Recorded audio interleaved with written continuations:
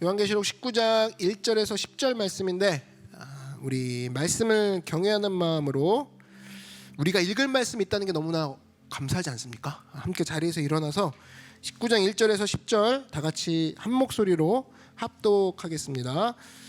시작. 이일 후에 내가 들으니 하늘에 허다한 무리에 큰 음성 같은 것이 있어 이르되 할렐루야, 구원과 영광과 능력이 우리 하나님께 있도다. 그의 심판은 참되고 의로운지라. 음행으로 땅을 더럽게 한 큰 음녀를 심판하사 자기 종들의 피를 그 음녀의 손에 갚으셨도다 하고, 두 번째로 할렐루야 하니 세세토록 올라가더라. 또 24 장로와 네 생물이 엎드려 보좌에 앉으신 하나님께 경배하여 이르되 아멘 할렐루야 하니, 보좌에서 음성이 나서 이르시되 하나님의 종들 곧 그를 경외하는 작은 자나 큰 자나 다 우리 하나님께 찬송하라 하더라. 또 내가 들으니 허다한 무리의 음성과도 같고 많은 물소리와도 같고 큰 우레소리와도 같은 소리로 이르되 할렐루야, 주 우리 하나님 곧 전능하신 이가 통치하시도다. 우리가 즐거워하고 크게 기뻐하며 그에게 영광을 돌리세. 어린 양의 혼인계약이 이르렀고 그의 아내가 자신을 준비하였으므로 그에게 빛나고 깨끗한 세마포 옷을 입도록 허락하셨으니 이 세마포 옷은 성도들의 옳은 행실이로다 하더라. 천사가 내게 말하기를 기록하라. 어린 양의 혼인잔치에 청함을 받은 자들은 복이 있도다 하고, 또 내게 말하되 이것은 하나님의 참되신 말씀이라 하기로 내가 그 발 앞에 엎드려 경배하려 하니, 그가 나에게 말하기를 나는 너와 및 예수의 증언을 받은 내 형제들과 같이 된 종이니 삼가 그리하지 말고 오직 하나님께 경배하라. 수의 증언은 예언의 영이라 하더라. 아멘.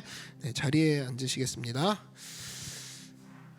네, 오늘은 예배만이 인생을 바꾼다, 예배만이 인생을 바꾼다라는 제목으로 하나님 말씀 증거하도록 하겠습니다. 요한계시록이 강조하는 주제가 뭐냐? 마지막 엔드 스케줄이냐, 아니면 종말에 관한 스케줄이냐, 아니면 그리스도에 대한 재림이냐, 뭐 이런 거냐, 그런 거라기보다는 사실 제일 중요한 주제는 예배입니다. 예배. 요한계시록이 특별히 이렇게 잘 모르는 코드로 된 이유가 뭐라고 했죠? 이때가 그 네로 황제의 핍박이 있었던 시대였죠. 그러다 보니까 직접적인 말을 해버리면 잡아갑니다. 끌려가니까 뭐 예를 들면 교회, 이것도 여인이라고 표현을 하고 이런 식으로 암호로 얘기를 해야 되는 시대인 거예요.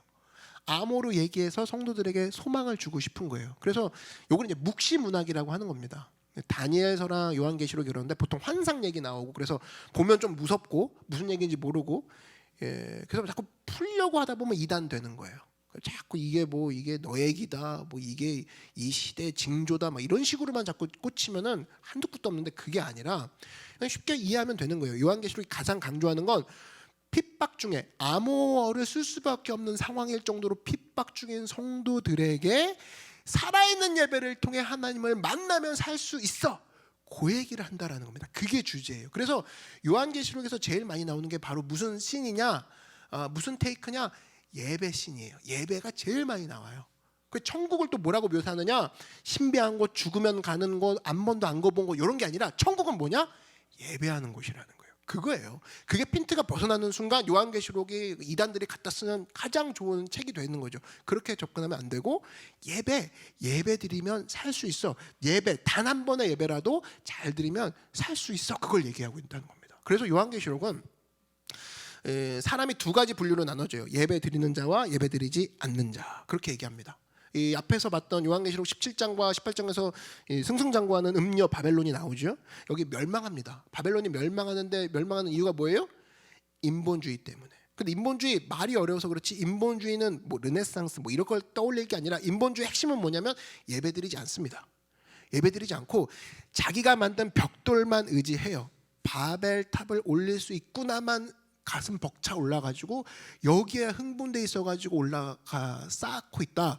그때 인본주의자들은 다 무너지게 된다라는 겁니다. 반면에 하나님 앞에 예배드리는 자는 어떤 사람들이냐, 비록 가진 게 없고 비록 힘들고 약해 보이지만 나는 하나님의 능력을 의지합니다, 나는 하나님의 소망을 두고 있습니다, 이 사람이 살 수 있다. 이게 신본주의라고 그랬죠. 그래서 여러분, 한 시대의 전성기를 맞이하는 방법도 이겁니다. 예배드리면 된다라는 거예요. 쉽게 얘기해서 노크 교회가 왜 부흥했는가? 예배 아닙니까? 노크 교회가 부흥했던 이유, 또 성도가 부흥했던 이유 마찬가지죠. 왜 성도가 좌절했는데 삶이 그 가운데 승리로 이어지는가? 예배 드렸기 때문입니다. 예배가 키라는 거예요. 똑같은 원리예요. 그래서 우리가 가는 곳마다 예배를 심어야 된다는 겁니다. 살아계신 하나님, 우리가 아까 막 찬양했죠. 주는 그리스도 살아계시다 찬양했는데 그 살아계신 하나님만 붙들면 뜬다라는 거예요. 절망의 늪에서 희망의 물 위로 뜰 수 있다라는 거예요. 우리가 물에 빠졌을 때를 한번 떠올려 보면 물속에 빠져 죽지 않는 이유가 뭐겠어요? 만약 물속에 빠졌어요. 근데 여러 사람이 있을 수 있겠죠. 선택인데 파도를 분석하는 사람이 있고 빠진 와중에 내가 왜 빠졌나? 바다 오지 않았으면 괜찮았을 텐데 이렇게 후회하는 사람도 있을 거고, 아니면 여러 느닷없이 풍경을 보는 사람이 있을 거예요. 근데 여러 선택 중에 바다에 빠졌을 때 살 수 있는 방법은 하나죠. 물에 떠 있는 튜브 붙잡으면 살아요. 그게 어떻게 잡았든 예쁘게 잡았든 힘차게 잡았든 쥐어뜯었든 튜브만 잡으면 산다고. 마찬가지예요. 고난의 숲에서 고난의 바다에서 예배 하나만 붙들면 다 떠요. 살 수 있다는 거예요. 그게 중요한 거예요. 죽을 때까지 예배 붙잡으면 승리할 수 있다는 겁니다. 그래서 여러분, 자손들에게 죽을 때도 유언을 할 때, 얘야 나 지금 죽는다, 이제 유언하겠다, 아무리 어려워도 예배만큼은 드려라. 그게 진짜 가장 중요한 유산이라는 겁니다. 그러면 기독교 명문 가정이 된다라는 거예요. 그래서 여러분, 뭐 절대로 넘어가지 않습니다. 이 여러 유언이 있겠죠. 얘야 재산을 이렇게 나누고 절대 형제끼리 싸우지 말고. 그 뭐 얘기하는 동안 안 싸우나요? 그게 중요한 게 아니라 예배 드려라. 예배 드리면 넘어져도 산다. 예배 하나 붙들면 일어설 수 있다. 이것을 심어주는 것이 가장 중요한 자세라는 겁니다. 그래서 이 정도까지 우리가 얘기하면 질문이 생기죠. 궁금증인데, 그러면 그 많은 교회에서 그 많은 예배가 있는데 왜 기독교인들은 그만큼 변화가 되지 않습니까? 질문할 수가 있어요. 에? 근데 여러분, 예배라는 걸 먼저 정의를 하면, 예배는 뭐예요? 하나님이 오시는 거죠. 하나님의 임재요. 하나님을 만나고 생명 되신 하나님을 만나는 게 바로 예배인데, 예배를 드렸는데 변하지 않았다. 이거는 한마디로 결론입니다.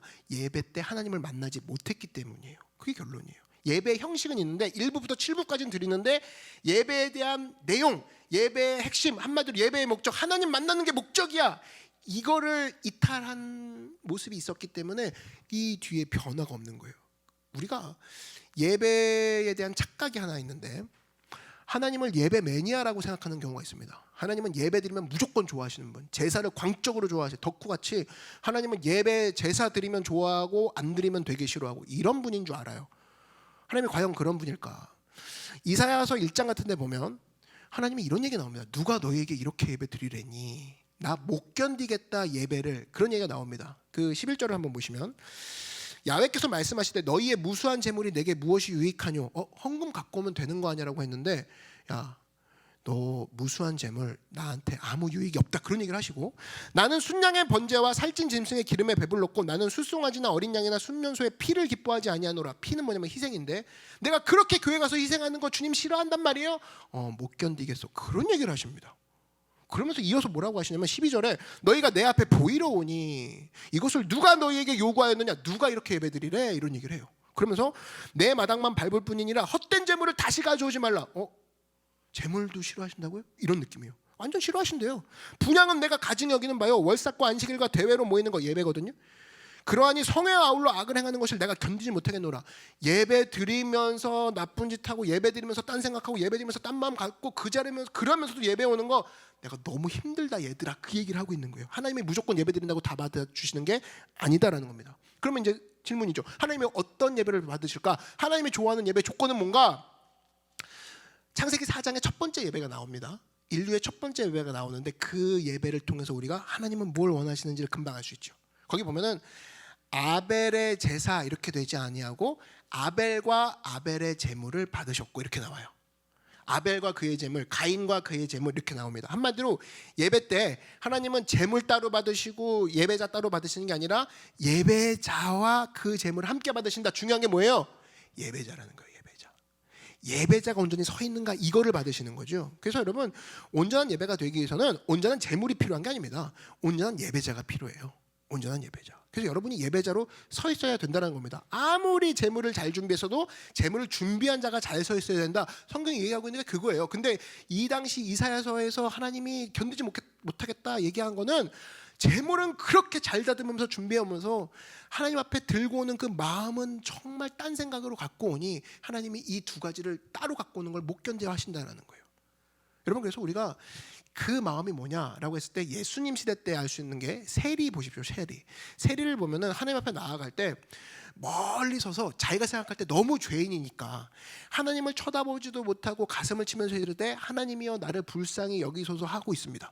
근데 누가 봐도 죄인인데다가 멀리 서 있잖아요. 하나님이 만나지 않아 주실 것 같지요. 그죠? 자기도 죄인인데다가 자기가 그걸 심지어 알아.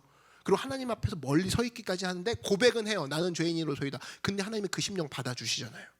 세리가 준비한 게 아무것도 없어도 주님 제가 바로 죄인입니다 할 때 그때 주님이 받아주신다고. 그러니까 여러분, 예배는요 쉽게 말해서 내 마음이 난도질 돼 있어야 돼요. 난도질. 상처 입은 마음이 돼 있어야 되는 거죠. 하나님은 깨진 마음을 만나 주시니까 상처 입은 마음. 그런 사람이 나와서 예배 드릴 때 하나님이 직접 가서 만나 주시고 그런 사람이 예배 드릴 때 하나님이 가서 품어 주신다는 겁니다. 지금도 오늘 높아진 마음이 우리 가운데 있습니까? 그게 무슨 예배예요? 예배 참석이지. 그냥 자리 덮이고 있는 거예요.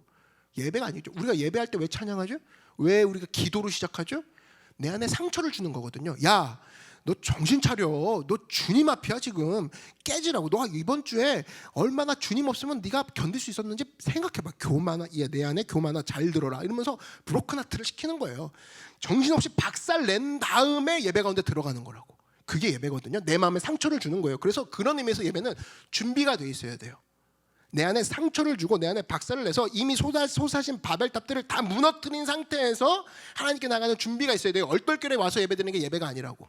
그래서 옷도 준비하는 거죠. 옷도 꼭 이렇게 동네 교회 다니는 사람들 보면 정말 그 거룩한 교회들을 동네 교회처럼 만들어 버려요. 그냥 아무거나 집 앞에 슈퍼가듯이 입고 나와요. 그래가지고 그냥 정말 여러분 장례식장을 가도 내가 원수 같은 사람이 죽어도 장례식장 가도 곱게 차려입고 갑니다. 결혼식장 내가 나보다 시집 빨리 가는 기집애가 있어도 진짜 예쁘게 입고 가서 축하해줘요. 그죠? 예의를 차려주는 거죠. 근데 하나님 앞이거든요. 근데 옷을 입는 건 의미가 있어요. 옷을 입으면서 생각을 하게 되죠. 옷을 입으면서 그 사람이 나한테 참 고마웠지? 괜찮나? 이렇게 보여도 되나? 이게 준비되는 자세거든요. 그래서 옷 입는 것도 굉장히 중요합니다. 그래서 여러분 구약 성경에 보면은 예배 드릴 때 옷 입었어요. 무슨 옷? 배옷을 입었죠. 배옷이 뭐예요? 장례식 때 입는 옷입니다. 그래서 이스라엘 백성들은 장례식 때 입는 옷을 입고 예배를 드렸어요. 무슨 얘기예요? 나 죽었어 하고 옷 입는 거죠. 나 좀 봐줘봐. 괜찮나? 이런 거 하면서 내가 이 옷을 왜 입지? 하면서 나의 죽음을 생각하면서 예배 가운데 걸어 나갔다고. 그냥 이렇게 온 게 아니라는 거죠. 그 죄를 뿌렸죠. 거기다가 죄 뿌린 건 뭐예요? 나는 죄만도 못한 놈입니다. 그 뜻이거든요. 이 타고 남은 죄는 쓸데가 없잖아요. 근데 이 죄만도 저는 못해요라고 하면서 자기 마음을 하나님께 드리면서 왔다고. 배옷 입고 죄 뿌리면서 왔다니까요. 나중에 그 옷을 찢어버리죠. 근데 그 과정이 나는 하나님 앞에 준비됩니다. 내가 누구 보라고 하는 게 아닙니다. 하나님만 저 봐주십시오. 그 마음 갖고 나갔다는 겁니다. 여러분 가운데도 이런 마음 있지 않습니까? 여러분, 우리가 내 몸매, 내 자세가 어떠냐에 따라 마음도 정해지죠. 오늘 만약에 의자 이렇게 오늘 번호표대로 앉았죠. 이렇게 의자가 준비돼서 앉은 거랑 그냥 여기서 장판 깔아놓고 다 같이 방석 던져주고 한번 편하게 예배 드립시다. 그러면 벌써 목사님 얘기해봐요. 막 벌써 다르죠 느낌이. 그죠? 근데 이렇게 딱 이렇게 정갈한 느낌이 있다 그러면 벌써 예를 들면 이런 거죠. 내가 학생 때 뭐 근신하는 걸 받았어요. 그런 사람이 있나요? 그래서 근신한다 그러면은 근신하는 모습의 옷을 입고 다니잖아요. 그 순간만큼 내가 좀 이번 주엔 뉘우칠 게 있어. 그럼 근신하는 옷을 입고. 또 부활절 때도 이런 거죠. 기쁜 부활절은 흰 옷 입고 나오죠. 예수님의 부활을 기념하는 거. 옷이 의미가 있다고. 준비하는 거거든요. 준비되는 마음. 그래서 여러분 이 준비되는 마음을 통해서 하나님 앞에 나아가고, 특별히 또 하나님이 받으신 예배의 특징은 뭐냐면 피입니다. 피. 어린 양의 피가 있어요. 십자가 붙들고 나가는 거예요. 그 피가 뭐냐면 히브리서 11장 4절에 보니까 믿음으로 아벨은 가인보다 더 나은 제사를 하나님께 드림으로 의로운 자라 하시는 증거를 얻었으니 하나님이 그 예물에 대하여 증언하심이라. 예물이 뭐였냐면 하나 들고 나올 게 하나 있긴 있어요. 그게 뭐냐? 예수의 어린 양의 피라는 거예요. 네가 하나 들고 나올 게 있는데 너랑 예수님의 피를 들고 나오는 거예요. 예수님의 피는 뭐예요? 예수님이 하신 일의 결과죠. 네, 십자가에서 달리셨는데 십자가에서 흘린 피는 예수님이 흘렸고 예수님이 달렸고 예수님이 죽었잖아. 나는 한 게 없습니다. 그거의 상징이 예수님 피 들고 나가는 거예요. 여러분 인간은 이게 묘해갖고 자기가 했던 일을 갖다가 막 내세웁니다. 근데 참 묘한 거는 그럴수록 사람이 저속해져요. 자기가 했던 것들을 막 자랑하면. 여러분, 인간에게는 종교성이라는 게 있는데 마음 가운데 단순한 마음으로 단순한 종교성으로 예배는 드릴 수는 있어요. 이게 뭐냐? 단순한 종교성은 뭐냐면 이런 거예요. 쉽게 얘기해서 살아보니까 나이 30이 됐는데 넘었는데 이제 좀 진지해지고 싶어, 이런 거. 그다음에 의지하고 싶다, 아니면 마음이 좀 차분해지고 싶다, 여유를 갖고 싶다. 이것까지는 마음을 여는 것이라고 얘기하는 거예요. 마음을 연 거예요. 근데 이걸로 끝나는 게 아니라 이걸로는 절에도 찾아갈 수 있고 이슬람 성전도 갈 수도 있고 어디 무당도 찾아갈 수 있어요. 근데 여기까지가 아니라 기독교는 뭐가 다르냐면 이 속에 뭐가 있어야 되냐? 이 넘어가서는 이 십자가의 공로를 들고 나가는 거예요. 내가 한 거는 없어. 하나님이 다 하셨어. 예수님이 죽으셨고 예수님이 십자가를 믿어야만 구원받을 수 있지. 나는 한 게 없어라고 넘어가는 것이 진짜 기독교의 선이에요. 그래서 인간의 노력으로는 되지 않는다. 그래서 여러분, 진짜 십자가를 의지하고 예배를 드리면요, 하나님께서 내 예배를 받으셨다는 확신이 그 예배자한테 느껴집니다. 자기가 알아요. 이 예배를 하나님이 받으시는구나. 예배자가 알아요. 예배자가 느껴요. 여러분, 지금 이 자리에 앉아있는 사람이 다 안다는 거죠.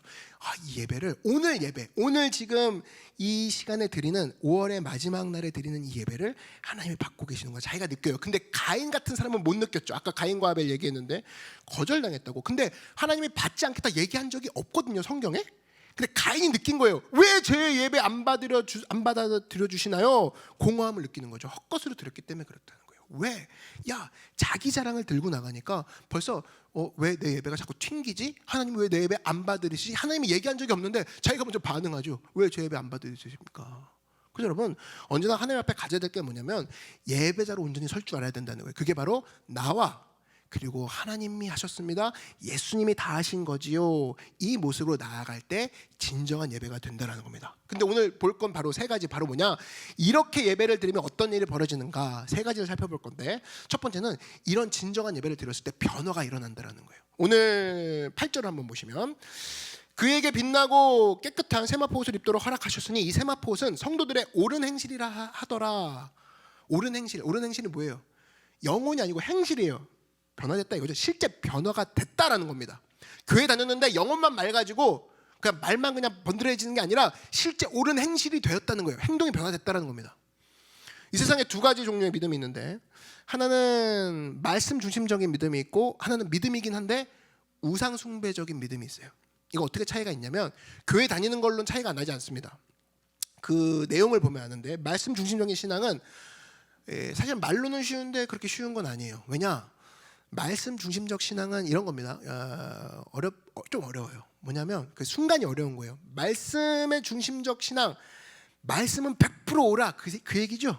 말씀은 100% 오라. 여기까지는 되게 쉬운데 뭐가 어렵냐면 나하고 충돌이 일어납니다. 말씀은 100% 옳기 때문에 나하고 충돌이 한번 일어나는 순간, 그럼 누가 틀린 거예요? 내가 틀린 거야. 그때부터는. 그래서 내가 틀렸기 때문에 이제부터는 말씀이 맞습니다라고 나를 돌이키는, 이게 아픔인 거죠. 근데 거기서 변화가 일어난다는 거예요. 그게 말씀 중심적인 신앙인 겁니다. 그러니까 오늘 옳은 행실의 모습으로 드러나게 되는 거죠. 그래서 말씀 중심적인 신앙이란 건 제가 주님의 말씀과 100% 맞는 상황이라면 참 좋은데, 어느 순간 가다가 말씀이랑 나랑 충돌이 빡 일어났어요. 화요일쯤에. 그러면 말씀이 무조건 옳습니다라고 딱 손을 올려주는 거잖아요. 그러면서 내가 바뀌는 거잖아요. 그죠? 아픔이 있더라도 내가 바꾼다고 내가 선포하고 바꿉니다. 그러면 제3자가 볼 때는 야, 너 요즘 많이 바뀌었어. 변화가 일어나는 삶이 되는 거죠. 그렇게 축복이 일어나는 겁니다. 야, 내가 틀렸기 때문에, 말씀이 맞았기 때문에 내가 변하겠습니다. 그래서 변화라는 것을 체험하게 돼요. 이게 하나 두 개 쌓이면은 이 사람은 급격한 변화 이렇게 되는 거죠. 너 요즘 많이 변했더라. 안 본 사이에 말씀하고 충돌할 때마다 내가 바꿨어. 그냥 변화가 일어나는 거죠. 근데 우상 숭배적인 믿음은 뭐냐? 나는 설득당하지 않겠습니다. 그거예요. 말씀과 나이가 목요일 날쯤에 충돌하면, 주님, 저를 이제 설득은 그만하세요. 제가 요번까지 많이 봐드렸잖아요. 이젠 제가 안 바꾸고 목사님이 하나님이 좀 바꾸십시오. 이래 버리면서 자기는 안 바꾼 거잖아요. 좋다 이거예요. 그러면 누가 안 바꾼 거예요? 자기가 안 바꾼 거잖아요. 변화는 없는 거죠. 계속 그 상태로 가는 거예요. 그 순간에 쾌감은 있어요. 아싸, 이번에 내가 고집 부려서 그래도 했어. 그래도 내가 내 의견을 고집했어. 근데 변화는 없는 거예요. 그게 쌓이고 쌓이면 안주가 되는 거죠. 그래서 성경이 뭐라고 하냐면, 성경이 뭐라고 해도 제 생각은 좀 다릅니다. 이 망할 생각 때문에 아직도 변하고 있는 걸 사람들이 몰라요. 자기 견해인 줄 알아요. 바보들은 자기가 무슨 의견이 있느냐 똑똑한 줄 알아요. 그래서 말씀하고 부딪힐 때마다 자기 의견, 자기 경험, 자기 선배한테 들은 거, 신문 기사 이런 거 가십거리 다 모아가지고, 주님 이렇게 세련되지가 않습니까? 요즘 트렌드 모르세요? 그리고 제가 많이 받으렸지 않습니까? 이번에 못 받으려. 이게 바로 우상숭배적 믿음이에요. 교회는 다니고 있어도. 그게 말씀중리적 신앙과 우상숭배적 신앙의 차이라는 겁니다. 대표적인 우상숭배 신앙이 뭐냐? 푸닥거리하는 무당 찾아가는 거죠.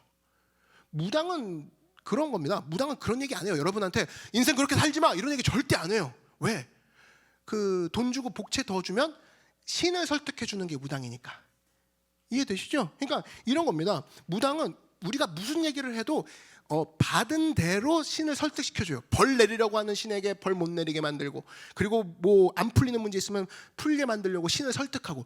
누가 설득하는 거예요? 나는 변하지 않을 테니 신이 변하십시오가 무당 짓거리인 거예요.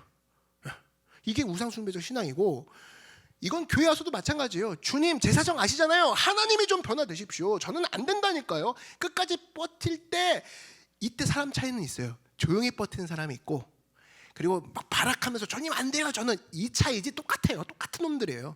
하나님 저는 못 변합니다. 이번 건 힘듭니다. 저는 다 사정 아시잖아요. 이게 바로 우상숭배라는 겁니다. 저는 꼼짝 안 할 테니 제 사정 아시죠? 제 성격 아시죠? 저 낯가려요. 그리고 아시잖아요. 제가 말 많이 했어요. 그동안 주님이 고쳐주시던가. 그러면 저는 못합니다. 이걸로 고수해가는 고집스러운 인생 있죠? 이게 바로 우상숭배적 신앙이라는 겁니다. 내 멋대로 하겠다. 내 뜻대로 하겠다.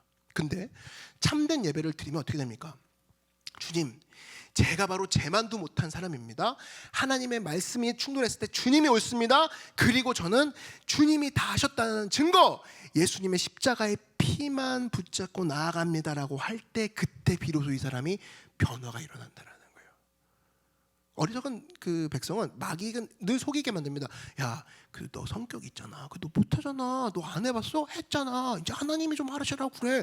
이런 식으로 버티게 만드는 거죠. 합리화시키는 거예요. 그게 바로 마귀의 악한 속임수라는 겁니다. 그래서 여러분 잊지 마십시오. 내 삶 가운데 하나님이랑 나랑 딱 부딪혔을 때 예배, 진짜 참된 예배란 건 뭐냐면, 꼬박꼬박 예배를 나오는 게 예배가 아니에요. 꼬박꼬박 11조 드리는 게 예배가 아니라고. 그게 예배가 아니라, 예배는 뭐냐?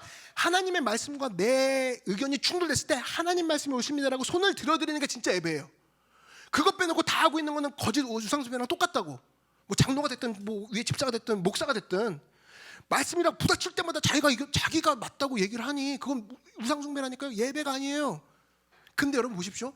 진짜 하나님의 말씀과 내 의견이 충돌됐을 때 주님이 맞아요라고 했을 때 확 변한 사람이 있죠. 신약에. 누구예요? 그때 이건 예배에도 없었어요. 어떤 찬양도 있었던 게 아니고 기도도 있었던 게 아니라 그냥 하나님 말씀이 맞아요, 예수님 말씀이 맞아요라고 마음을 확 열면서 확 변한 사람이 있죠. 그게 바로 삭개오죠. 식탁에서 예수님 뭐 거기서 뭐 세신자 교육했나요? 아니죠. 집회한 거 아니에요. 거기서 예수님이 그냥 삭개오 만나가지고 예수님 말씀이 옳습니다 하는 순간 순간적으로 변화가 되죠. 그래서 뭐라고 합니까? 가난한 사람에게 토색한 거 4배나 갚겠다고 그러고, 그리고 자기가 자신의 반을 가난한 사람들에게 다 나눠주겠다고 하고, 변화가 일어난다고. 그 뿌리가 뭐예요? 주님의 말씀이 옳아요 이거거든요. 근데 예배를 수십 번 드려도 주님의 말씀 옳지만 이번 건 좀 다르네요, 제 케이스는. 이런 식으로 계속 버티면 30년 40년 지나도 안 변한다라는 거예요. 칼 조지라는 그 교회 성장학자라는 사람이 있습니다. 이 사람이 이런 얘기를 했어요. 미래 교회는 메타 교회다. 메타가 뭐냐면 헬라어로 변화란 뜻입니다. 변화. 그래서 앞으로의 교회는 메가처치라고 하죠. 들어보셨죠? 엄청 거대한 교회, 대형 교회. 메가처치가 사는 게 아니라 메타처치가 산다고 했어요. 변화되는 교회가 산다고 했어요. 하나님의 말씀과 내 교회의 의견이 딱 부딪혔을 때 말씀이 옳습니다라고 인정하는 교회가, 변화되는 교회가, 그 교회가 성장한다, 그 얘기예요. 성도도 마찬가지 아니겠습니까? 변화가 뭐예요? 결국 성장이죠. 변화는 성장이라는 뜻이라고. 여러분 청소년기에 제일 많은 변화가 있는 시기죠. 그때 남자들 같은 경우는 목소리도 변화가 되고 목젖도 나오고, 뭐 여자애들 같은 경우는 몸이 둥글둥글해지죠. 변화가 일어나는데 그걸 우리는 뭐라고 해요? 성장하고 있구나 얘기하고 있잖아요. 변화하고 성장이라는 거예요. 메타가 있어야 된다는 거죠. 회개라는 말이 헬라어로 뭐예요? 메타노이아. 앞에 메타가 붙어요. 변화, 노이아 뭡니까? 돈다는 뜻입니다. 180도로 돈다는 얘기예요. 회개란 말은 180도 방향을 유턴한다는 뜻입니다. 완전히 방향을 바꾼다는, 개선하다가 아니에요. 방향을 바꾼다라는 거예요. 그 예배는 우리를 바꿔버리는 힘이 있다는 겁니다. 그러면 우리가 진정으로 세상을 바꾸고 싶다, 세상을 변화시키고 싶다 그러면 누구부터 바꿔야 되는가? 예배 가운데 나를 먼저 바꾸면 돼요.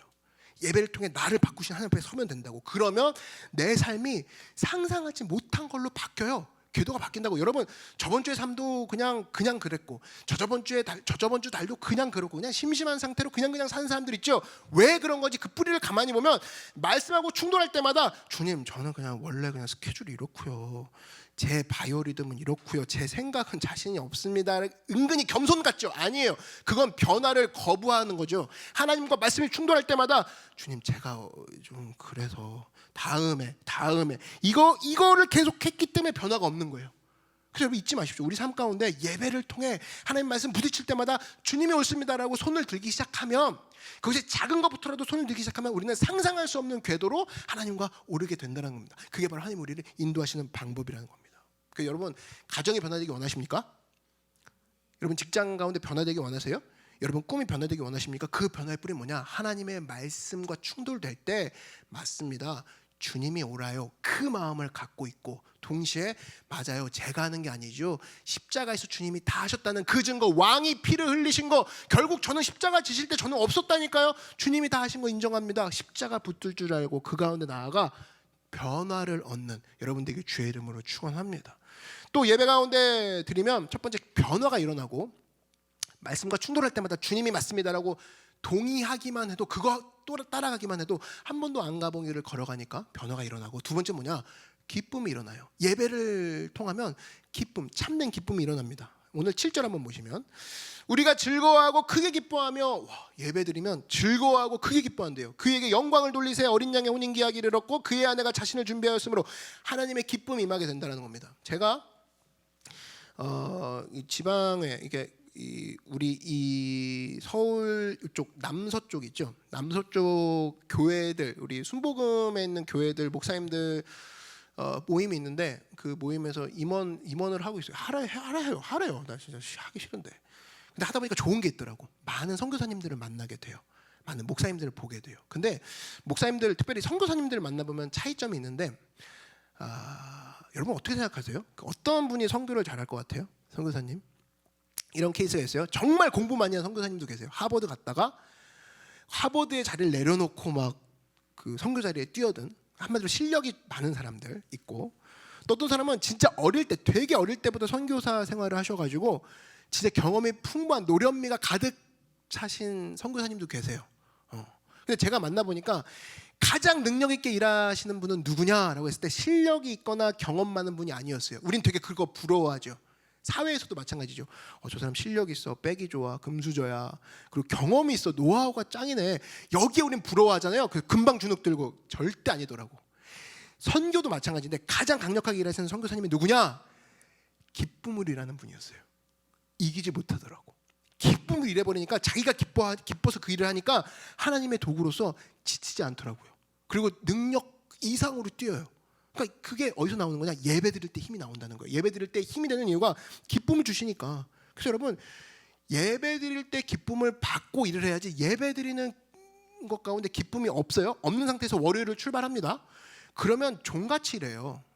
끌려가요. 그냥 돈 주니까 회사 가고, 그냥 저번 주에 하다 못한 프로젝트 있으니까 또 가고, 전화 왔으니까 가고, 종같이 일하는 거죠. 그래서 여러분, 예수님이 주시는 기쁨이 있습니까 없습니까? 스스로 체크해봐야 돼요. 내가 뭐 때문에 뛰는가? 내가 지금 뭐로 일하고 있는가? 그게 기쁨이 아니다 그러면 종노릇 하고 있는 거예요. 현대판 노예인 거죠. 교회도 마찬가지입니다. 여러분, 교회도 마찬가지고 사회도 마찬가지고, 악으로 일할 거예요? 깡으로 일합니까 우리가? 와심상담으로 일해요? 네가 봉사했으니 나도 더 봉사, 막 일을 갈면서 봉사합니까? 아니죠. 기쁨으로 해야죠. 돈으로 합니까? 유혹으로 해요? 여러분, 내가 지금 직장 다니고 있고 사업하고 있고 공부하고 있다 그러면 내가 무슨 원동력으로 하고 있는가? 일확천금입니까? 그럼 돈으로 뛰고 있는 사람이에요. 내가 정말 하나님 앞에 일할 수 있는 원동력이 뭐냐면 주님이 주시는 기쁨으로 뛸 줄 알아야 된다는 겁니다. 그게 되지 않으면 흔들린다는 거예요. 예수님이 우리 가운데 예배를 통해서 제일 먼저 주고자 하는 건 기쁨이에요. 기쁨. 응답은 얼마든지 주실 수 있고 얼마든지 핸들링할 수 있는 분이 예수님이세요. 예수님이 문제 하나 못 다루시겠습니까? 근데 예수님이 진짜 여러분에게 주고 싶어하는 건 기쁨이라고. 예배를 통해 진짜 기쁨. 그래서 여러분 기뻐하면서 일을 하면 어렵지 않습니다. 기쁨은 그런 힘이 있어요. 특별히 그 기쁨의 힘이 얼마나 강력한지를 알 수 있는 것이 산모들 보면 그렇게 막 아파하잖아요. 힘들어하잖아요. 근데 아기가 태어나고 났을 때는 그 통증을 잊어버리죠. 그게 진짜 감각이 아니라 진짜 그렇게 통증을 경감시키는 호르몬이 나온다 그러죠. 일종의 마약 성분 같은. 그 아기를 보고 너무 기뻐서 그 기쁨의 호르몬이 이제까지 10달 동안의 통증을 덮어버린다는 겁니다. 그런 사람 어떻게 이겨요? 기쁨이 터져 나오는데. 그래서 우리가 지혜를 얻을 수 있어야 되는 겁니다. 아, 기쁨이라면 이기는구나. 근데 그 기쁨을 누가 주느냐? 예배가 준다는 거예요. 예배가. 그 예배가 중요해요. 여러분 우리가 실력으로 뛰고 밥힘으로 뛰고 관계로 뛰고 돈 주니까 뛰고 이런 삶이 아니라 예배 가운데 저는 기쁨으로 뛰는 여러분들에게 주의 이름으로 축원합니다. 그래서 내가 삶이 어렵습니까? 인생이 힘들고 지쳤습니까? 그랬을 때 예배를 통해서 주님이 주신 약속 바로 기쁨 주신다고 하였습니다. 기쁨 내가 오늘 갖기 원합니다. 이거를 붙잡고 나아가 하나님 앞에 일하는 여러분들에게 주의 이름으로 축원합니다. 대표적인 사람이 누구예요? 기쁨을 잃어서 진짜 견디는 것도 잘했던 사람, 구약에 야곱이죠. 야곱. 삼촌 라반의 집에서 죽을 고생했습니다. 몸종노로 7년 동안. 근데 여자 라헬을 사랑하니까 7년이 수일같이 보냈죠. 7년이 수일같이 보내더라. 이런 얘기 나와요. 이런 거는 여러분들 이해가 되죠? 젊은이들이니까 7년 까짓것 내가 좋아하는 사람이랑 살면 7년 뭐 문제 안 돼. 정말 사랑하는 여인, 내가 7년만 지나면 저 여인하고 결혼할 수 있다. 그죠? 그러면 수일로 지나가지 안 지나가요? 금방 지나가죠. 근데 그런 여자가 없으니까 우리 인생이 막 길어 보이는 거지. 이런 게 딱 느껴지면 와, 자매들도 마찬가지예요. 여러분 기도할 때 이런 자매가 되게 해주십시오. 기도해야 돼요. 다른 남자들이 저를 볼 때마다 7년을 일해도 수일같이 만들 여인이 되게 해주십시오. 그렇게 기도해야죠. 반대가 돼서는 안 되겠죠. 여러분 하나님 나 그런 여인 되게 해주십시오. 남자도 마찬가지예요. 7년을 수일같이 만들 남자가 되게 해주십시오. 성실하고 능력 있고 사랑 많은 남자가 되게 해주십시오. 기쁨으로 일하면 그런 일들이 벌어진다라는 겁니다. 한국 강단에서 많이 또 얘기했던 그런 예화 여러분 아시죠? 그 런던에 가 보면 그 성바울 성당이라고 있습니다. 커다란 성당인데 진짜 커요. 진짜 크기 때문에 제가 알기로는 공사 기간만 70년이었어요. 굉장히 큰 성당이기 때문에 굉장히 길었던 공사 기간이었는데 그때 세 사람한테 물어봤다 그러죠. 당신은 무슨 일을 합니까? 물어봤더니 일하는 사람이 그랬대요. 먹고 살려고 일하고 있습니다. 그때 또 다른 사람한테 물어봤대요. 두 번째 사람한테 당신은 무슨 일을 하고 있습니까? 그랬더니 현장 감독이 시켜서 일하고 있습니다. 뭐 그냥 하는 대답이죠. 마지막 사람한테 물어봤대요. 당신은 무슨 일을 하고 있습니까? 그랬더니 저는 지금 하나님의 성전을 짓고 있습니다. 그런 얘기를 하더라는 거예요. 여러분 이 세 사람 중에 누가 덜 힘들게 일할 것 같습니까? 마지막 사람이죠. 뭘 해도 하나님의 일을 하고 있습니다. 소명 갖고 일하니까 덜 힘든 거예요. 현장 감독 때문에 일한다? 이거 종놈 아닙니까? 노예죠. 뭐 이런 노예라고 부르는 거예요. 이런 사람들을 시키니까 합니다. 이런 것들. 근데 기쁨으로 일하는 거죠. 내가 하나님의 일을 하고 있습니다. 그 순간 그 기쁨이 우리를 강하게 만든다. 그걸 알려주는 귀한 예화라고 생각합니다. 그러므로 여러분 예배는 우리에게 기쁨을 주고 이 기쁨을 통해서 오늘 이 성도들에게는 주일이 첫날이라고 했죠. 오늘이 first day예요. 내일이 세컨드 데이라고. 내일이 월요일은 세컨드 데이예요. 세상 사람들 월요일이 출발점이니까 일어나자마자 뛰니까 지칠 수밖에 없죠. 그런데 우리는 주일날 힘을 얻고 그 다음 월요일을 두 번째 날로 시작을 하는 거거든요. 이 두 번째 날 기쁨으로 시작해서 승리하는 여러분들에게 주의 이름으로 축원합니다. 우리 옆 사람과 한번 이렇게 인사하겠습니다. 주 안에서 승리합시다. 인사하겠습니다. 기쁨으로 승리하는 여러분 되길 바랍니다. 세 번째로 뭐냐? 이 참된 예배를 드리면 어떤 일이 벌어지느냐? 찬송하게 돼 있다는 거예요. 그럴 수밖에 없겠죠. 기쁨이 넘쳐나니까 변화된 상황이야. 근데 기쁨이 넘쳐나 찬송할 수밖에 없어요. 찬송은 또 다른 말로 증거할 수밖에 없어요. 여러분 아까 우리 막 찬송했죠. 찬송이 막 증거 아닙니까? 주는 그리스도다 살아계시다 증거한 거예요. 막 외친 거라고.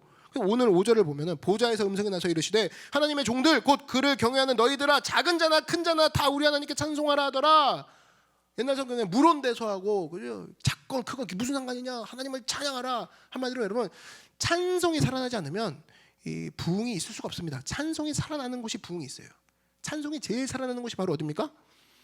중국교회라고 그러죠. 중국교회 지하교회인데다가 정부도 안 도와주죠. 핍박하죠. 근데도 열심히 찬송하고 반복하고 그랬을 때 거기서 이 증거하는 그 예수 그리스도의 그 진리, 예수 그리스도의 생명 막을 수가 없다 그럽니다. 특별히 찬송 같은 경우는 막을 수가 없는 거예요. 여러분 암시를 하나 만들어 보면, 제가 예전에 암시를 한번 만들어 본 적이 있는데 힘들더라고요. 암시를 이렇게 커튼 치고 뭐 강목 대고 뭐 해보는데 제일 방해가 되는 게 뭐냐면 끝까지 뭐가 들어오냐, 빛이 들어오더라고. 바깥에서 빛이 새어 들어와요. 10개 들어오든 한 줄기 빛이 들어오든 암실은 어떻게든 뭐가 들어오려고 한다? 빛이 들어온다고. 그러니까 빛은 못 가린다, 이걸 깨달았어요. 와, 어떻게든 빛은 못 가리는구나. 또 하나, 이 어떻게든 막아보려고 해도 못 막는 게 바로 뭐죠? 냄새죠, 냄새. 그죠? 우리 고기 먹고 나면 지하철 탈 때 항상 걱정하죠, 자매분들. 고기 냄새 날 거야, 지하철. 그죠? 이거 뭐 집에 가도 뭐 이거 냄새는 항상 있죠. 고기 먹은 냄새. 냄새는 못 막아요. 이거는 아무리 해도 뭐 이걸 크게 막 빨고 이러지 않는 이상 포장한다고 없앨 수 있는 게 냄새라는 거죠. 인간도 마찬가지입니다. 참된 예배를 드리면 우리 가운데 빛 대신 주님이 오죠. 그죠? 우리 가운데 기쁨이 오고 변화가 일어났어요. 그러면 찬송의 향기가 스물스물 퍼져나갈 수밖에 없다고. 그래서 어디 가서, 회사 가서 저 기독교인입니다. 교회 다니시죠? 교회 나가시죠? 이런 식으로 티나고 얘기 안 하고 다녀도 김대리 내가 한 몇 개월 봤는데 혹시 교회 다녀? 그냥 조용히 한번 얘기해 보고 싶어서 그래. 자기랑 얘기하면 좀 따뜻함이 느껴진다. 그렇게 얘기 듣는 게 정상이에요. 왜? 자기는 그냥 뭐 쑥스러워서 낯가려서 교회 다니는 거 얘기 안 하고 다니지만 다 티가 나는 거죠. 냄새같이. 예? 그래서 전도 안 해도 우리 엄마 좀 위해서 기도해줘. 왜?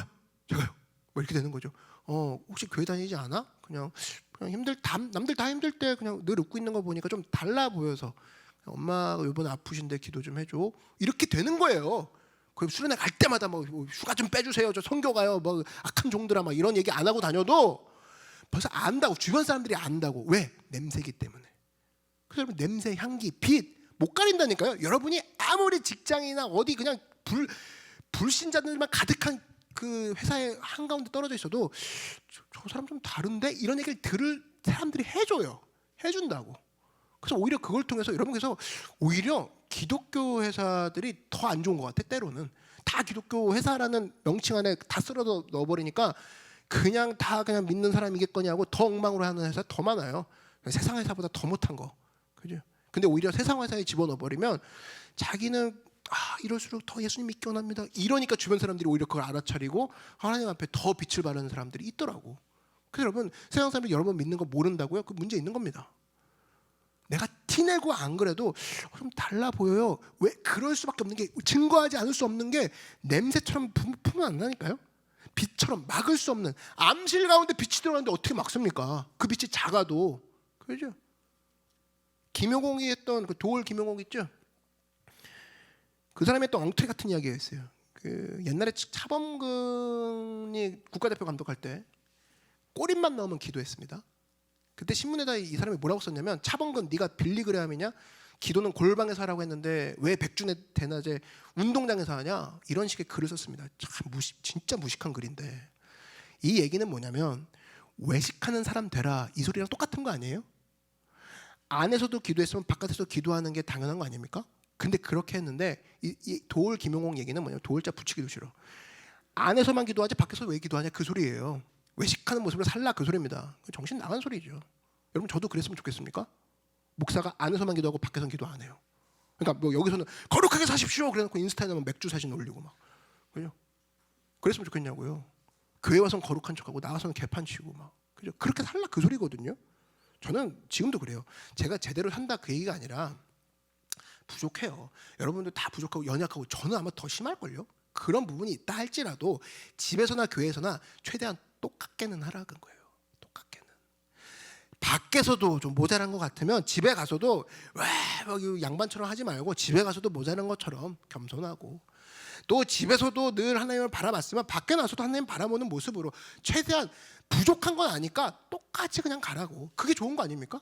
변함없이 회사 가서도 그냥 부드럽고, 그냥 집에 와서도 부드럽고, 교회 가서도 부드럽고, 이게 중요한 거지. 회사 가서는 확 변하고 교회 가서도 확 변하고 무서운 거죠. 미친 거죠. 그걸 정신병이라고 하는 거예요. 그렇게 살지 말라는 겁니다. 부족해도 변신하지 말라, 그거예요. 100%야 못하지만 성경에 누가 두 가지 삶을 살랍니까? 아니요. 부족하지만 하나님께 나아가는 삶을 살려고 그러지 누가 두 가지 삶을 살래요. 김영국 지가 가면 쓰고 살라고 그렇지 그렇지 않습니까? 방송 나가서 하는 행동이랑 뒷구멍에서 하는 소리랑 다르게 살라 그 소리입니다. 그게 세상이 얘기하는 소리예요. 지가 외식되니까 자기가 정상인 줄 아는 거예요. 아니라는 겁니다. 신문에서 말 따로 뒤에서 인생 따로 그렇게 살아는 가증스러움인 거죠. 인생도 마찬가지입니다. 인간이 죄인이기 때문에 부족할 수밖에 없어요. 깨질 수밖에 없다고. 그러면 그 모습 그대로 가라는 겁니다. 그대로. 집에서도 부족한 모습. 그래서 집에서 기도하는 사람이니까 운동에서도 기도한 거죠. 집에서 부족하니까 밖에서도 부족하죠. 그러니까 기도함으로 나아가는 거죠. 이게 연결이 되는 거죠. 그런 인생 사시기 바랍니다. 그런 의미에서 차범근 같은 감독 같은 사람은 일종의 우리의 모델이라고 생각해요. 일본하고 축구 시합할 때 차범근 감독 때 졌어요. 일본이. 근데 일본 애들 참 묘합니다. 우리는 축구 경기 지면은 잘 안 보여주죠. 축구 경기 지면은 아나운서가 얘기하고 있을 때 뒤에서 그냥 지나가는 화면으로 쑥쑥 보여주고 그냥 넘어가죠. 이기면 막 몇 번 보여주는데 일본 애들은 약간 덕후 기질이 있어가지고 진 경기 재방송합니다. 5번씩. 그것도 5번. 약간 얘도 이상해요. 5번을 보여줬대요. 근데 5번 보여줄 때마다 얘네들이 분석한 게 뭐냐면 차범근이 골이 날 때마다 기도하는 모습만 5번을 계속 돌려본 거예요. 참 이상해요. 저는 일본을 싫어하기도 하고 모르기 때문에 잘 들은 얘기인데 차범근 감독이 기도하는 모습 보면서 해설자가 이렇게 얘기하더라는 게 뭐냐, 우리가 어찌 기도하는 감독을 이길 수 있으랴. 이게 일본 해설자 코멘트예요. 5번을 보더니 하는 소리예요. 오히려 우리가 못 보는 걸 다른 나라 사람이 보지 않습니까? 우리가 어떻게 기도하는 감독을 이길 수 있으랴. 이게 성도의 모습이라는 거예요. 예배를 드리면 증거 안 될 수가 없고 내 안에 암실 속에 빛이 들어간 거잖아요. 또 암실 가운데 빛이 들어온 거잖아요. 이 막을 수가 없는 거예요. 손으로 막아도 안 되고 내 입으로 막아보려고 안 되고 내 어떤 집안 사상과 우리 집안은 대대로 불교 집안이야. 그러니 절대로 예수를 전해서는 안 돼, 느껴서는 안 돼. 그렇지만 내 안에 생명이 들어왔기 때문에 이게 뿜어져 나온다고 마치 어제 먹은 삼겹살 고기 냄새가 사라지지 않는 것처럼 똑같다는 거예요. 내 안에 냄새가 들어왔어요. 예수 그리스도 냄새가 들어왔어요. 이 냄새가 우리 마음 가운데 퍼져서 결국에는 주변 사람까지도 증거가 되는 변화된 모습으로 나아간다는 겁니다. 오늘 말씀의 결론을 맺습니다. 오늘 말씀이 뭐냐? 요한계시록이 말하는 사람의 핵심이 뭐냐? 예배라는 거예요. 예배만 제대로 드리면 누구든지 예배만 제대로 드리면 변화가 일어난다는 거예요. 누구든지 예배가 없는 사람 아무도 없죠. 예배를 드리면 3가지예요. 변화가 일어나요. 그 다음에 기쁨이 일어납니다. 그리고 찬송과 증거, 냄새와 빛이 들어갔기 때문에 드러날 수밖에 없다는 거예요. 이것을 통해서 우리가 예배자라는 사실을 잊지 않고 언제나 우리 삶을 통해 특별히 예배의 능력을 통해 주님 앞에 큰 쓰임을 받는 능력의 종 되기를 주의 이름으로 축원합니다. 함께 자리에서 일어나서 오늘 기도하실 텐데, 하나님 예배드리기 원합니다. 하나님 내 예배에 기쁨이 없었습니다. 변화가 없었습니다. 그리고 주님의 말씀과 부딪힐 때마다 하나님 내 자존심 얘기했고 내 경험치 얘기했고 내 노하우 얘기하면서 슬슬 뒤로 물러나면서 하나님 예배의 형식만 갖췄습니다. 오늘 예배를 통해 진정으로 하나님 변화와 기쁨과 찬송의 증거를 받기 원합니다. 나를 변화시켜 주시옵소서. 오늘 예배를 통해 나를 만나달라고, 하나님 만나러 왔습니다. 하나님을 만나는 것이 예배의 목적입니다. 오늘 예배를 통해 주님 만나게 해달라고 주님의 이름 3번 부르고 함께 기도하겠습니다. 주여 주여 주여. 사랑의 주님 함께 하시고 역사하여 주시옵소서. 오늘 예배를 통해 내가 원하는 것은 내가 변화되기 원합니다. 내가 기쁨이 되기 원합니다. 성령님 오셔서 오늘 예배가 내 만족을 위한 것이 되는 것이 아니라 하나님을 만나는 것이 목적이오니 오늘 예배 가운데 역사하여 주시옵소서. 오늘 예배 가운데 주님 만나게 하여 주시옵소서. 예배 가운데 예수님 만나지 않으면 무슨 소용이 있겠습니까? 사람 만나러 오지 않았습니다. 나는 오늘 예수님 만나러 왔습니다. 나는 오늘 예수님 만나러 교회에 왔습니다. 나는 오늘 예수님 봐야 교회에 온 이유를 찾을 수 있겠습니다. 나는 오늘 예수님을 봐야만 되겠습니다. 나는 오늘 하나님을 만나야만 되겠습니다. 하나님 오늘 나를 만나주시고 변화시켜 주시고 나에게 기쁨 주시고 나에게 찬송과 복음의 능력과 빛과 생명 되신 주님을 만나게 하여 주시옵소서. 할렐루야 할렐루야. 하나님 역사하여 주시옵소서. 오늘 예배를 통해 하나님 만나게 하여 주시옵소서. 예배가 회복되게 하여 주시옵소서. 예배가 회복되게 하여 주시옵소서. 오늘 예배를 통해 살아계신 하나님, 나의 모든 습관적으로 드렸던 예배들이 오늘 이 시간 진정으로 단 한 번 드리는 제대로 된 예배가 되기 원합니다. 오늘 예배를 통해 하나님, 예수님, 성령님 만나게 하여 주시옵소서. 할렐루야. 오 라바야라야라야라야라야라야라. 할렐루야 할렐루야 할렐루야 할렐루야. 하나님의 시간도 하시고 역사하여 주시옵소서.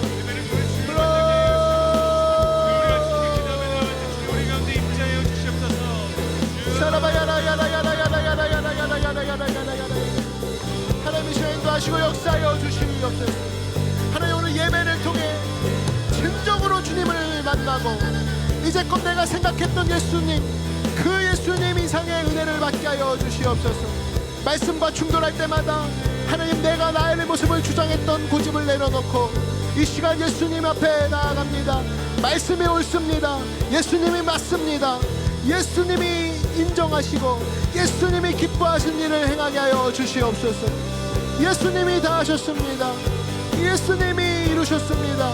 십자가를 붙들라, 십자가를 붙들라. 예수의 보혈에 능력이 있도다. 예수의 보혈에 승리가 있도다. 예수님 할렐루야 할렐루야 할렐루야 할렐루야. 할렐루야 할렐루야 할렐루야.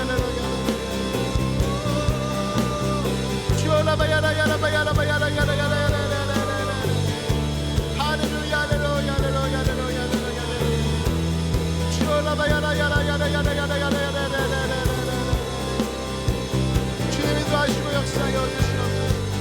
오늘 우리를 통해서 변화시켜 주시고 인도하여 주시옵소서. 임하여 주시옵소서. 할렐루야 할렐루야 할렐루야 할렐루야. 오 라바야라야라야라야라야라야라. 불러바야라야라야라야라야라야라. 오 라바야라야라야라야라야라. 샴바라야라야라야라야라야라.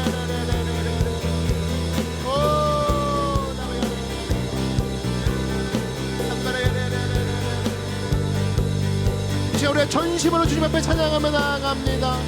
예수 그리스도 주님의 이름을 높여 드립시다. 우리 함께 고백합시다. 예수 그리스도, 예수 그리스도, 내가 향해 문반 그 발 아래 천국. 우리 두 손 높이 들고 모든 육체는 가진 두 손을 높이 들며 우리를 위해 두 팔 벌려 못 박히신 주님 앞에 우리의 찬송과 존귀와 영광을 다 올려드립시다. 그 십자가 앞에 두 손 높이 들고 나아갑니다. 할렐루야. 내가 향해 문반 그 발 아래 천국을 누시마. 그 앞에 서 있네. 십자가로 통하누리. 어느 주에 꽉찬 어느 주에 꽉찬 하나님 영광. 이곳에 주님의 영광이 가득 차고 있습니다. 어느 주에 꽉찬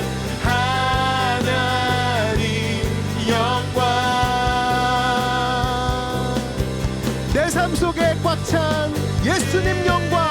내 삶 속에 꽉 예수님 영광. 예수님 영광. 내 삶 속에 꽉 찬 예수님 영광. 내 삶 속에 꽉 주님이 우리를 꽉 채우십니다. 생명과 영광과 빛으로 세우십니다. 그 예수님께 나아갑니다. 예수 그리스도, 예수 그리스도, 내가 향해 문반 그 발 아래 천국을 누시나. 예수 그리스도, 예수 그리스도, 내가 향해 문반 그 발 아래 천국을 예수 그리스도, 그리스도 내가 향유 분발 그 발 아래 천국을 누시나 예수 그리스도 예수 그리스도 내가 향유 분발 그 발 아래 우리 목소리로만 찬양합니다. 예수 그리스도 예수 그리스도 내가 향유 분발 그 발 아래 천국을 누시나 예수 그리스도 예수 그리스도 내가 향유 분발 그 발 아래 천국을 누시나 그 앞에 그 앞에 나 서 있네 십자가로 통한 우리 마주보네 오늘 이 시간 우리가 무엇을 마주보고 있습니까? 나의 후회입니까? 나의 각오입니까? 내가 했던 노력입니까? 오늘 이 시간 주님 내가 마주보는 것은 십자가이길 원합니다. 하나님이길 원합니다. 예수님이길 원합니다. 하나님 나의 밝은 미래를 마주보는 것도 아니요 나의 밝은 가능성을 보는 것도 아니요 오직 십자가에 달리신 예수님 한 분만을 바라보는 우리가 되기 원합니다. 그 앞에 우리가 서 있습니다. 그 앞에 예수님이 서 계십니다. 여러분 한 사람 한 사람 앞에 십자가가 있습니다. 우리 앞에는 사람의 말과 소리가 있는 것이 아니요 예수 그리스도의 십자가 우리를 구원하신 구원과 생명 되신 예수님이 서 계십니다. 오늘 그 예수님 앞에 우리 두 손 높이 들기 원합니다. 우리가 그 앞에 서 있습니다. 예수 그리스도 앞에 서 있습니다. 주님의 이름을 찬양하며 나아갑니다. 예수 그리스도 예수 그리스도 내가 향유 분발 그 발 아래 천국을 누시나 예수 그리스도 예수 그리스도 내가 향유 분발 그 발 아래 천국을 누시나 그 앞에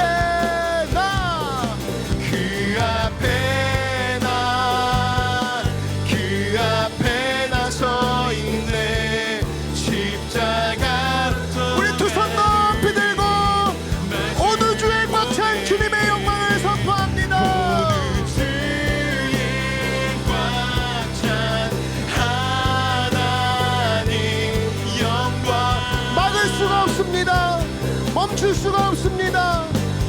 어느 주에 모든 주의 꽉 찬 하나님 영광 가릴 수가 없습니다. 덮을 수가 없습니다.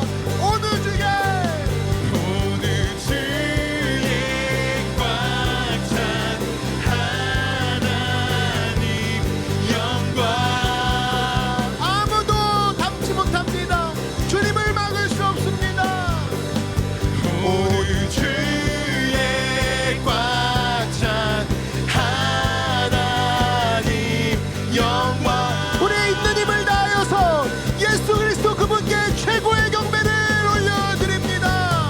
예수 그리스도 내가 향유 분발 그 발 아래 천국을 누시나 그 앞에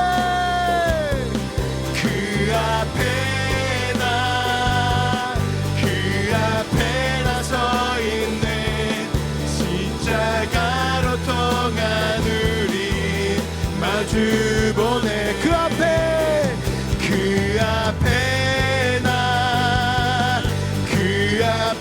나 서 있네 십자가로 통한 우리 마주보네 마지막으로 그 앞에 나 서 있네 십자가로 통한 우리 마주보네 우리를 품고 살려내신 주님 앞에 영광과 존귀의 박수 올려드립시다. 할렐루야.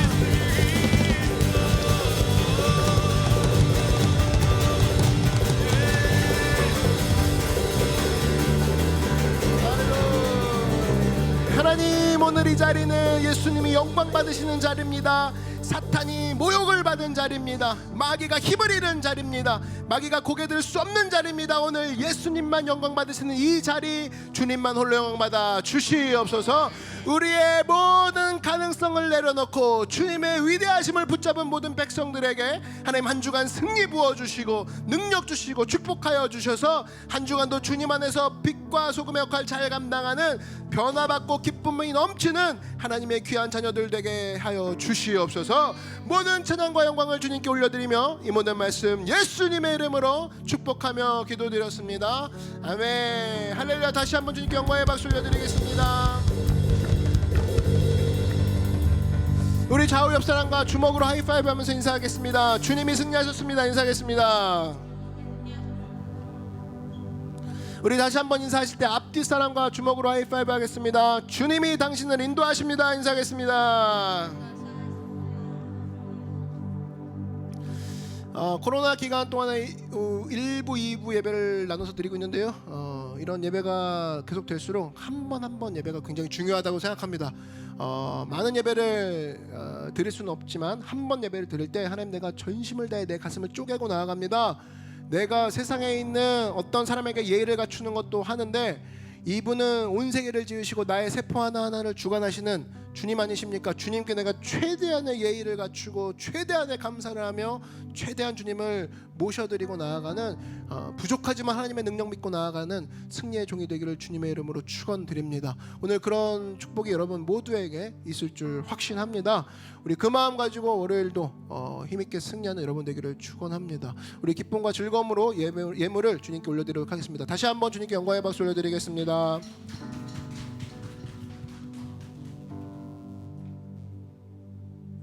제가 예물 위에 기도하고 축도하고 예배를 마치도록 하겠습니다. 사랑해 주님 감사합니다. 하나님, 예물을 올려드립니다. 이사야서에 주님이 참 싫어하셨던 거 우리가 기억하는데 우리의 마음은 따로 드리고 우리 재물만 턱 올려놓는 그런 자세가 아니라 오늘 이 자리에 드린 모든 예물은 우리의 마음 함께 주님과 나의 삶을 함께 올려드립니다. 하나님 기뻐 받아 주시옵소서.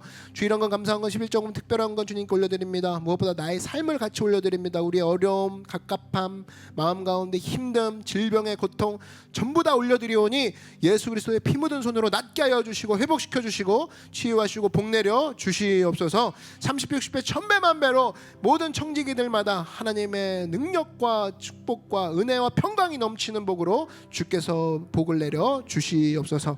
하나님, 사업을 운영하는 친구들이 있습니까? 하나님, 모든 사업에 함께 하시는 주님을 잊지 않게 하시고 남들과 똑같이 생각하지 아니하고 주님이 주시는 성경의 지혜, 말씀의 인도하심을 따라 탁월하게 승리하는 넉넉한 승리를 누리는 모든 사업장들 되게 하여 주시옵시고 특별히 직장인들 붙잡아 주셔서 직장 가운데서도 하나님의 영광을 바라며 끌려다니는 종로를 타는 것이 아니라 내가 주님 안에서 죽게 하든 모든 일을 주도적으로 하며 긍정적으로 주님 안에서 승리하는 믿음의 사명자 직장인들 되게 하여 주시옵소서. 또 하나님, 준비하고 또 공부하는 친구들이 있습니까? 하나님, 모든 준비하는 과정 가운데 나의 일하는 원동력은 예배 때 주시는 기쁨이다. 예배야말로 나를 움직이게 하는 힘이다. 예배가 바로 나의 이력서다 라는 마음 가지고 주님 앞에 힘있게 준비되어지고 정금과 같이 단련되어지는 귀한 모든 주의 종들이 되게 하여 주시옵소서. 하나님, 노크교회 기억하여 주시옵소서. 변화와 기쁨과 찬송이 넘치는 교회 되게 하여 주시옵시고 모든 봉사팀들과 모든 예배자들 하나님께서 축복하여 주셔서 예배드리는 곳곳마다 성전 가득가득마다 하나님의 놀라운 은혜와 축복이 예수 그리스도의 보혈의 치유의 능력 하심이 모든 곳 가운데 충만하게 차고 넘치는 교회가 되게 하여 주시옵소서. 30배, 60배, 1000배만 배로 주의 능력을 부어 주시옵소서.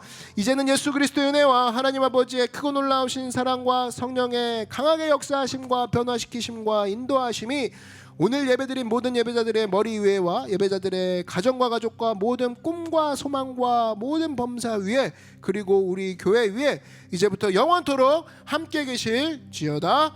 아멘.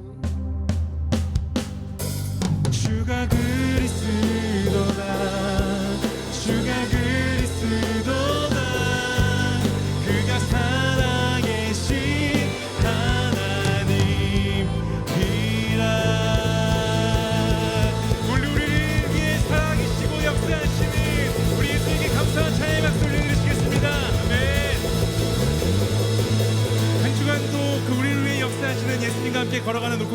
되시길 바라겠습니다.